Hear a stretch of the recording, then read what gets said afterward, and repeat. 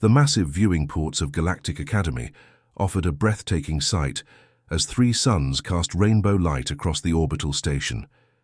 Kim Tai-ho pressed his face against the reinforced glass, watching sleek alien vessels dock at the lower platforms. Some ships moved like liquid metal, others flickered in and out of visible spectrum, and a few seemed to bend space around them as they maneuvered into position. "First time seeing a quantum dreadnought?" asked a voice behind him. Tai-ho turned to see another human student, her academy uniform crisp and new like his own. "Lee Da-bin," she introduced herself with a slight bow. "Physics track, 2nd year." "Kim." "Tai-ho, 1st year." He gestured toward the docking bay where a ship that looked like crystallized lightning was settling into place. "That thing defies everything I learned about propulsion," Da-bin chuckled. "Wait until you see Professor Nixara. Demonstrate 11-dimensional mathematics. Makes our Earth physics look like finger painting." They walked together through corridors filled with the strangest collection of beings Tai-ho had ever imagined. A group of Althorians glided past, their blue skin shimmering with bioluminescent patterns that seemed to convey complex emotions. Their height made Tai-ho feel like a child, each one standing nearly 3 meters tall with graceful, elongated limbs. "Those patterns on their skin," Tai-ho observed quietly, "they're not random. There's a mathematical sequence." "You noticed that too?" Da-bin looked impressed. "Most humans just see pretty lights." A mechanical whirring announced the approach of several Vex students. These beings appeared to be living crystal formations, their bodies refracting light into stunning geometric patterns. As they moved, musical tones emanated from their crystalline structures, creating harmonies that seemed to solve equations through pure sound. "Their language is mathematics," Da-bin explained. "Every note represents a different theoretical concept. Right now they're discussing quantum mechanics." The advanced theoretical physics classroom was a marvel of engineering. The ceiling displayed a real-time hologram of local space, complete with gravitational fields, cosmic radiation patterns, and the mysterious dark zones that plagued galactic navigation. Workstations adapted automatically to each species' physiological needs. Tai-ho's human-sized chair felt almost comically small compared to the specialized seating around him. To his right, a Centaurian student's workstation resembled a complex web that accommodated her spider-like lower body. To his left, an energy being from the Plasma Nebula inhabited a specially designed containment field that allowed interaction with solid matter. Professor Nixara entered with the fluid grace of her species. Her 6 arms moved independently, each manipulating different holographic displays while she spoke. Her primary arms gestured to the ceiling display, while secondary arms operated control interfaces, and her tertiary arms took notes on multiple tablets simultaneously. "Today we address the galaxy's greatest navigation challenge," she announced, her voice carrying harmonics that translated perfectly into each student's native language through their neural implants. "The void sectors." The ceiling display shifted to show 3-dimensional maps marked with ominous dark zones. Red indicators showed the last known positions of vessels that had entered these regions and never returned. The pattern was disturbing. Ships of all sizes and technological capabilities simply vanished without sending distress signals. "In the past decade, we have lost 237 vessels to these anomalies," Professor Nixara continued. "Military dreadnoughts, exploration craft, even automated cargo haulers. The most advanced sensors detect nothing unusual until the moment of disappearance." An Althorian student raised one of his 4 arms. "Professor, surely our quantum prediction matrices can calculate safe passage vectors?" "Zefton raises an excellent point," the professor replied, manipulating the display to show attempted solution models. "However, every mathematical approach has failed. The void sectors seem to operate outside our understanding of physics." Tai-ho watched the data streams flowing across his tablet. Numbers, coordinates, timestamps, energy readings, thousands of data points from doomed vessels. While his classmates immediately began forming study groups, sharing complex theoretical frameworks through rapid communication, something else caught his attention. The disappearances weren't truly random. There was a pattern, but it wasn't mathematical, in the way his alien classmates were thinking. It reminded him of something from Earth, the way birds flocked or how ant colonies navigated, or even how Seoul's subway system handled millions of passengers through apparent chaos. "Interesting," he whispered, zooming in on the temporal distribution of vanished ships. A VEX student nearby produced a series of crystalline chimes that roughly translated to, "The primitive human speaks to himself." How curious. Tae-ho ignored the comment, diving deeper into the data. His human brain, evolved for pattern recognition in chaotic environments, began processing the information differently than the logical, linear thinking patterns of his alien classmates. Where they saw random mathematical variables, he saw something that looked almost alive. The Academy's central library stretched across 3 massive levels, each section adapted for different species' needs. Lee Darbin found herself spending most evenings in the small human section, surrounded by holographic displays showing Earth's mathematical history. While alien students gathered in grand study halls filled with floating equations and harmonic calculations, she worked alone with her simple tablet and stylus. 3 weeks into the semester, Daybin had developed her own approach to the void sector. Problem: instead of the complex, multi-dimensional theories her classmates favored, she focused on probability matrices based on chaos theory. Her equations looked primitive compared to the 11-dimensional calculations floating around Althorian study groups. But something felt right about her simpler approach. The breakthrough moment came during advanced probability class. Professor Kextel, a mechanical being whose chrome body housed quantum processors, had assigned group presentations on theoretical navigation models. Daybin stood nervously before her mixed-species audience, her human-scale holographic projector dwarfed by the massive displays her classmates used. "My model treats void sectors as probability clouds rather than fixed spatial anomalies," she began, her voice steady despite the intimidating audience. "By analyzing the temporal patterns of ship disappearances, I've identified what appears to be a predictive algorithm." The Althorian student Zefton's bioluminescent skin patterns shifted to what Daybin had learned indicated skepticism. His towering frame unfolded from his specialized chair as he stood to interrupt. "With respect to our human colleague," he said, his voice carrying the harmonic overtones that made Althorian speech sound like music, "this approach demonstrates the fundamental limitations of primitive mathematical thinking."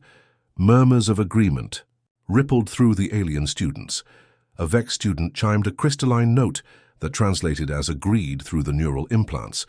Human mathematics lacked the dimensional complexity required for true spatial analysis, Zefton continued, his skin now glowing with the patterns that indicated academic superiority. "Your species has barely mastered faster-than-light travel. Perhaps simpler problems would be more suitable for human cognitive capabilities." Darbin felt her cheeks burn, but she maintained her composure. "The pattern exists, whether we use simple or complex mathematics to describe it. Sometimes the most elegant solution is also the simplest. Elegance without accuracy is merely artistic expression," replied Kixnara, a floating energy being whose electromagnetic field created interference with nearby electronics. "We require solutions based on rigorous scientific principles." After the presentation, Darbin gathered her materials quickly, eager to escape the condescending stares. As she packed her tablet, she overheard 2 Centaurian students discussing her work in their clicking language. "Did you analyze her probability matrices?" clicked the first. "Crude but oddly structured," responded the second, "like watching a child attempt architecture with building blocks." Meanwhile, across the academy in the engineering complex, Park Min-ho was having his own revelation. The 22-year-old had always been fascinated by systems theory, and the void sector data reminded him of something familiar yet impossible to place. He spent his nights in the engineering library's human section, a cramped space filled with Earth's technological history, while his alien classmates worked with holographic matter compilers and quantum assembly units. Min-ho sketched diagrams on old-fashioned paper, trying to visualize the problem differently. The breakthrough came while reviewing traffic flow data from Seoul during his research break. The patterns were strikingly similar. thousands of individual units moving through a complex system, following rules that created order from apparent chaos. Rush hour traffic looked random to outside observers, but it followed predictable patterns based on human behavior, timing, and environmental factors. "That's it," he whispered, pulling up the void sector data on his tablet. "It's not random, it's behavioral." The next evening, Minho sought out Darbin in the library. He found her hunched over her tablet, recalculating her probability matrices after Zefton's public criticism. "Your presentation was impressive," he said, settling into the chair beside her. Darbin looked up, surprised. "You were there?" "Back row. Engineering students aren't usually invited to advanced math presentations, but I snuck in." Minho pulled out his tablet, showing her his traffic flow analysis. "I think you're onto something with the behavioral patterns." "You see it too?" Darbin's eyes lit up. "The way ships disappear isn't mathematically random. There's an underlying logic." "Like traffic flow during rush hour," Minho agreed. "Chaotic on the surface, but following predictable patterns once you understand the system." Their conversation was interrupted by footsteps. Kim Tae-ho appeared around the corner, looking as tired as they felt. "Sorry," he said, noticing their scattered work materials. "I didn't know anyone else used this section at night." "Actually," Darbin said, glancing at Minho, "maybe you should join us. You're working on the Void Sector project too, right?" Tai-ho nodded, pulling up a chair. "Not getting very far. My alien study group partners keep suggesting I focus on more appropriate research topics." "Like what?" Minho asked. "Basic stellar navigation, beginning warp theory. One Centaurian suggested I might excel at observational astronomy," Tae-ho said with a bitter laugh. Darbin shared her probability matrices while Minho explained his behavioral systems theory. Tae-ho contributed his temporal analysis, showing how the disappearances clustered around specific stellar phenomena. "This is incredible," Tae-ho said, studying their combined work. "We're approaching the same problem from completely different angles, but we're seeing the same underlying pattern. A pattern our classmates can't see because they're overthinking it," Darbin added, "or because they refuse to consider that human intuition might actually be a scientific tool," Minho suggested. From that night forward, the three humans met secretly in the library's human section, developing their unconventional approach while their alien classmates pursued increasingly complex theoretical frameworks that led nowhere. The Academy's main study hall had transformed into a showcase of galactic intellect. Massive holographic displays floated throughout the space, each one demonstrating a different alien approach to the void sector problem. The Althorian group had constructed a 12-dimensional mathematical model that required specialized neural implants just to visualize. Their towering blue figures moved gracefully around the display, their skin patterns shifting through complex equations that most species couldn't even comprehend. Nearby, a team of Vex students had created something that looked more like art than science. Their crystalline bodies resonated in perfect harmony, generating sound waves that somehow translated into exotic matter calculations. The music they produced was hauntingly beautiful, each note representing theoretical particles that existed only in mathematical abstractions. The Centaurian delegation had built what appeared to be a miniature galaxy, complete with simulated void sectors. Their six-armed professor moved through the display like a conductor, manipulating gravitational fields and quantum tunnels with precise movements that made the simulation dance. In the corner of this impressive showcase, 4 humans huddled around, a simple holographic projector, barely larger than a dinner plate. Their display looked primitive compared to the spectacular alien presentation surrounding them. Choi So-young had joined their group just 2 weeks earlier. The 4th-year xenobiology student brought a different perspective that the others hadn't considered. While her 3 companions focused on mathematics and engineering, So-young studied living systems across the galaxy. "Look at this," she said, pulling up footage of a Dendarian hive ship navigating through an asteroid field. The massive organic vessel moved with fluid grace, avoiding collisions not through calculated trajectories, but through what appeared to be instinctive responses. "They don't plot courses through obstacles, they feel their way through." Minho leaned forward, studying the footage. That's exactly what I was thinking about soul traffic. Drivers don't calculate optimal paths in real time. They respond to patterns, flow, and intuition. But how does that apply to the void sectors? Dabin asked, though her expression suggested she was already making the connection. So Young pulled up her analysis of various galactic species navigation methods. Every advanced civilization tries to impose mathematical order on space travel, but what if the void sectors operate on biological principles instead of mechanical ones? Taeho's eyes widened. You're suggesting they're alive? Not alive exactly. So Young clarified, but responsive, like an ecosystem that reacts to intrusion. Most ecosystems look chaotic from the outside, but they follow complex patterns based on relationships, timing, and environmental factors. The breakthrough moment came when they combined all their approaches. Darwin's probability matrices showed the statistical patterns. Minho's systems analysis revealed the behavioral logic. Taeho's temporal studies identified the rhythm and, So Young's biological perspective explained why traditional mathematical approaches failed. It's like trying to predict a conversation by analyzing grammar rules alone, Taeho said excitedly. You need to understand context, emotion, and relationship dynamics. Their excitement was interrupted by the sound of approaching footsteps. Zefton appeared with two other Althorian students, their bioluminescent patterns displaying curiosity, mixed with suspicion. Fascinating collaboration, Zefton said, his harmonics carrying undertones of condescension. May we examine your research methodology? Before any of the humans could object, one of Zefton's companions had accessed their shared data files.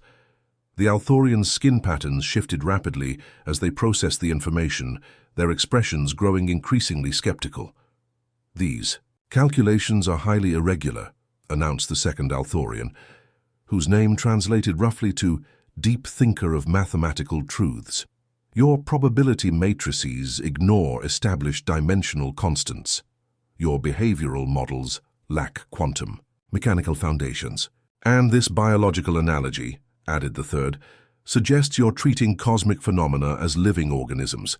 This is not science. This is primitive anthropomorphism. Zefton's skin displayed the patterns of academic superiority. I'm afraid we must report this to Professor Nixara. The Academy has strict policies regarding academic integrity. Presenting non-scientific speculation as theoretical physics could damage the institution's reputation. So Young stepped forward, her voice steady despite the intimidating presence of the three towering aliens. Our approach is different, not incorrect. Just because it doesn't follow traditional mathematical frameworks doesn't mean it's invalid. Your species has been spacefaring for less than 50 years, Deep Thinker replied, his patterns now showing something close to pity. Perhaps you should focus on learning established principles before attempting to revolutionize galactic science. The confrontation attracted attention from other alien students. Soon a crowd had gathered around the humans' modest display. Whispered conversations in dozens of languages filled the air, most expressing amusement at the audacity of the primitive humans. A mechanical Kexthal professor rolled over on its tracked propulsion system, sensors scanning the humans' work. Irregular methodology detected, it announced in its synthesized voice. Recommend academic review for compliance violations. Within hours, all 4 humans received formal summons to appear before the Academic Standards Board. The message, delivered through their neural implants, carried the official seal of the Academy's highest authority. That evening, as they prepared for what felt like a trial, So Young voiced what they were all thinking. They're not just questioning our methods, they're questioning whether humans belong in advanced galactic academics at all. Minho pulled up news feeds showing their situation, had become academy-wide gossip. Half the student body thinks we're either cheating or delusional. The other half thinks we're just too primitive to understand why we're wrong. Maybe we are wrong, Darwin said quietly. Maybe we're seeing patterns that don't exist because we want them to be there. Taeho shook his head firmly. No, the math works. The logic is sound. Just because it's different doesn't mean it's wrong. He looked at his 3 companions. Tomorrow, we're going to show them that sometimes the best solutions come from thinking differently, not just thinking harder. The four humans spent the night refining their presentation, knowing that their academic careers and possibly humanity's reputation in galactic science hung in the balance. The Grand Assembly Hall of Galactic Academy had never hosted such a momentous event. Delegates from 47 different civilizations filled the massive amphitheater, their varied forms creating a spectacular display of galactic diversity. The ceiling showed a live feed of space outside, where observation ships from major governments waited to witness what many considered either a breakthrough or an embarrassment. Professor Nixara stood at the center podium, her 6 arms managing multiple data streams while she addressed the assembly. Today's presentations will determine our approach to the greatest navigation challenge in galactic history. Each team has 1 hour to present their solution to the void sector crisis. The first team to present was the prestigious Althorian delegation. Zefton and his colleagues activated a holographic display that filled half the hall with swirling mathematical equations. Their solution involved constructing artificial wormholes using exotic matter harvested from dead stars. Our calculations show a 93% probability of success, Zefton announced, his bioluminescent skin displaying supreme confidence. By creating controlled spatial distortions, vessels can bypass void sectors entirely. Questions came from the audience.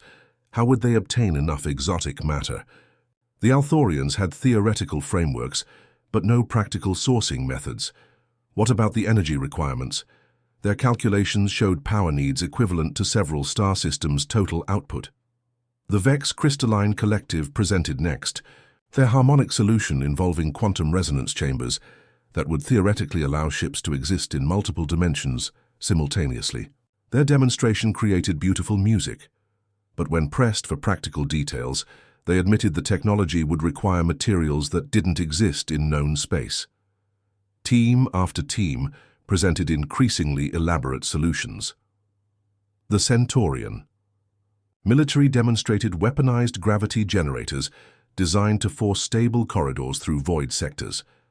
The mechanical Kexthal civilization proposed massive space-based computers that would calculate safe passage routes using trillion variable equations processed over centuries. Each presentation impressed the audience with its sophistication and complexity. Yet every solution had the same fundamental flaw. They all required resources, technologies, or timeframes that made implementation impossible. The theoretical beauty of their mathematics couldn't overcome practical reality. After 6 hours of presentations, 43 teams had failed to provide a workable solution. The audience was growing restless. Many delegates whispered among themselves, suggesting the problem might simply be unsolvable with current galactic technology. Finally, Professor Nixara called the last team to the stage. The human collective will now present their approach. Wave of murmurs swept through the assembly. Most attendees had heard about the academic controversy surrounding the human students. Some delegates had traveled across the galaxy specifically to witness what they expected would be an amusing display of primitive thinking. The 4 humans walked onto the stage, their simple appearance stark against the backdrop of the massive hall. Their presentation equipment consisted of a single portable holographic projector and 4 tablets, technology that looked almost ancient compared to what previous teams had used. Tai Ho stepped forward first, his voice clear and confident. Despite the intimidating audience, honorable delegates, we present the intuitive navigation theory. Our approach treats void sectors not as mathematical problems to be solved, but as dynamic systems to be understood and navigated through adaptive response. The hall fell silent. This was not what anyone had expected to hear. Darbin activated their holographic display, showing their elegant equations. Unlike the complex multidimensional mathematics of previous presentations, their formulas looked deceptively simple. Our probability matrices are based on pattern recognition rather than force calculation. Instead of trying to overpower or bypass the void sectors, we work with their natural rhythms. Murmurs of confusion rippled through the audience. A Centaurian delegate called out, "Your mathematics appear primitive. How can such simple equations address a problem that has defeated our most advanced theoretical frameworks. Minho stepped forward to respond. Sometimes the most complex problems require simple solutions. Our approach is based on adaptive systems. Theory? The same principles that allow a small bird to navigate through a hurricane while a massive aircraft struggles. He activated a simulation showing their navigation system in action. Instead of trying to chart fixed courses through void sectors, their method involved real-time adaptation based on environmental feedback.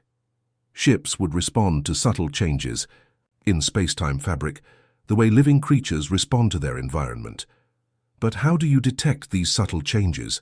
Asked Professor Kextel, the mechanical being whose quantum processors had failed to solve the problem. Our most sensitive. Instruments cannot identify patterns in void sector behavior. So Young took the final position, her presentation focusing on the biological aspects of their solution. The key is not building better instruments, but training better observers. Human pattern recognition evolved to identify survival threats in chaotic environments. We can perceive relationships and rhythms that purely logical analysis misses. She showed comparative studies of human and artificial intelligence attempting to navigate complex systems. In controlled environments, AI performed better. But in unpredictable, chaotic situations, human intuition consistently outperformed mechanical calculation. You're suggesting that human cognitive abilities are superior to our advanced processing systems? The question came from deep thinker of mathematical truths, his skin patterns displaying skepticism bordering on offense. Not superior, So Young replied diplomatically. Different.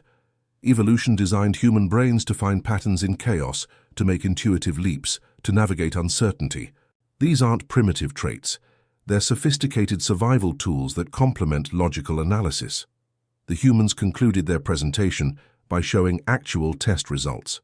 Using simulator data, their adaptive navigation system had successfully plotted safe passages through virtual void sectors with an 87% success rate, higher than any other approach presented. The hall fell completely silent. Delegates stared at the simple human equations that had accomplished what the galaxy's greatest minds could not. The mathematics were elegant, the logic was sound, and most importantly, the solution was actually implementable with existing technology. Professor. Nixara's 6 arms trembled as the implications struck her. Her species had spent centuries developing increasingly complex theoretical frameworks, assuming that sophisticated problems required sophisticated solutions. The humans had proven that sometimes the opposite was true. A VEC student in the audience chimed a single clear note that translated as impossible, but the sound carried undertones of awe rather than disbelief. The silence stretched until it became almost unbearable. Then slowly Professor Kextal's mechanical voice broke the quiet. Analysis confirms mathematical validity. Solution demonstrates practical applicability. Recommendation: immediate implementation testing. The silence in the Grand Assembly Hall stretched for what felt like an eternity. Professor Nixara's 6 arms had stopped their constant movement for the first time anyone could remember. Her usually fluid gestures were frozen as she processed what she had just witnessed. Finally, she spoke, her voice carrying across the vast hall through the translation systems. In 300 years of teaching at this academy, spanning 47 different civilizations and countless breakthrough discoveries, I have never seen such elegant innovation. The words hit the assembly like a shockwave. Delegates who had come to witness what they thought would be a humorous display of primitive human thinking found themselves struggling to accept what they had just seen. Zefton's bioluminescent skin patterns shifted rapidly through colors that had no translation in human language. The tall Althorian's expression showed something between shock and disbelief. His carefully constructed 12-dimensional solution, which had taken months to develop, suddenly seemed unnecessarily complex. "Impossible," he whispered, though his voice carried in the acoustically perfect hall. "How can such simple methods succeed where our advanced mathematics failed?" Deep thinker of mathematical truths stood slowly, his towering frame unfolding, as he studied the human's holographic display. The implications are staggering. If their approach is correct, then we have been fundamentally misunderstanding the nature of cosmic phenomena for millennia. Professor Kextal's mechanical processing units whirred loudly as it analyzed the human solution. "Error in assumption detected," it announced in its synthesized voice. "Complexity does not equal sophistication. Simplicity may indicate superior understanding." The VEX students created a harmonic chord that resonated through their crystalline bodies, producing a sound that translated as "paradigm shift detected." Their musical language had no words for what they were experiencing. The revelation that their entire approach to understanding the universe might be flawed. Within hours of the presentation, the Academy's communication systems were overwhelmed with incoming messages from across the galaxy. Every major civilization wanted detailed information about the human approach. Military commanders, trade guild leaders, and scientific institutions all recognized the implications of a working solution to the Void Sector problem. The first delegation to arrive came from the Centaurian High Command. Admiral Zex Karos, a veteran of countless deep space missions, requested an immediate meeting with the human team. "Your solution could revolutionize galactic commerce," she said, her 6 arms gesturing excitedly as she spoke to the 4 humans in Professor Nixara's office. "Trade routes that have been closed for centuries could reopen. Entire sectors of space that we've written off as impassable could become accessible." More delegations followed. The Althorian Science Consortium sent their most brilliant theorists to study human cognitive processes. The VEX Collective wanted to understand how human pattern recognition worked. Even the mysterious energy beings from the plasma regions sent representatives to learn about biological intuition. The Academy's administration moved quickly to capitalize on the breakthrough. Within days, all 4 humans received formal invitations to join the most prestigious research programs in the galaxy. Taiho was offered a position in the Advanced Cosmic Phenomena Department. Dabin received multiple offers from leading mathematical institutes. Minho was recruited by the Galactic Engineering Corps. So-Young was invited to establish an entirely new department focused on biosystemic approaches to space science. The transformation was remarkable. Human-designed chairs appeared in every major classroom. The Academy's library expanded its human section into an entire wing. Most importantly, course curricula began incorporating what professors called intuitive analysis alongside traditional mathematical methods. 3 months after their presentation, Taiho stood in his new laboratory aboard the Academy's research station. The facility was a marvel of galactic technology, with holographic displays that could simulate entire star systems and quantum computers that processed calculations at near instantaneous speeds. But what amazed him most was the view from his office window. Outside, he could see ships from dozens of civilizations arriving daily. Each one carried scientists, engineers, and philosophers eager to study the human approach to cosmic problems. A soft chime indicated an incoming priority message. Taiho opened the communication to find the official seal of the Galactic Council, the governing body that represented all spacefaring civilizations. "Humanity welcomed as full academic partners," the message read. "Your unique perspectives are invaluable to our understanding of the universe.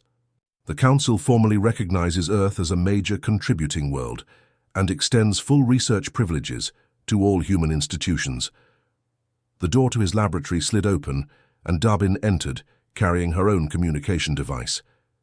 "Did you get the message from the Council?" she asked, her expression showing a mixture of excitement and disbelief.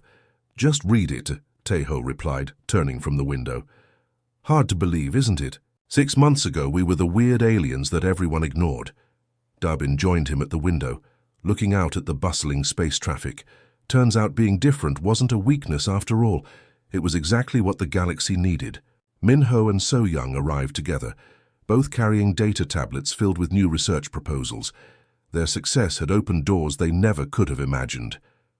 "The irony is beautiful," So-Young said, settling into one of the chairs that had been specially designed for human proportions. "The galaxy spent thousands of years trying to impose rigid logic on cosmic mysteries. It took our chaotic, creative minds to realize that the universe itself is beautifully, purposefully chaotic. And that working with that chaos, rather than against it, was the key to unlocking its deepest secrets, Minho added. Outside their window, a massive exploration vessel bearing the insignia of the Galactic Deep Space Initiative prepared to depart. Its mission: to test the human navigation system in actual void sectors.